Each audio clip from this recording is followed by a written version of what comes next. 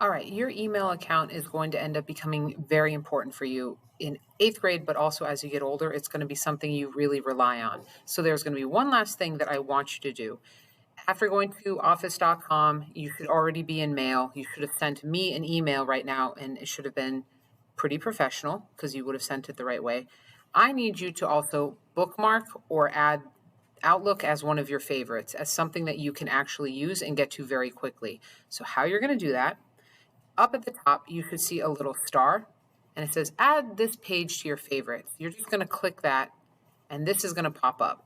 It's going to say favorite added. The name, you can say mail, or you can type in something different if you want to say like email account. That's fine. And it says it's going to go to your favorites bar. That's fine. Or you can have the option of going to other favorites or whatever you want. But I'm going to keep it at favorites bar, and I'm going to click done. Once I do that, if I ever close out of this and I need this information kind of quickly, I can open up a new tab and I can see right here in my favorites bar, email account, and I can click on it to get to it. Or I could go over here to where this little star is that says favorites.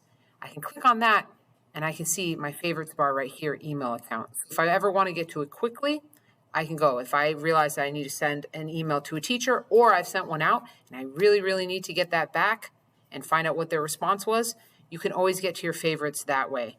I suggest that you make a favorites for this, and for your scavenger hunt, you need to make sure that you create that and show me that you've done it.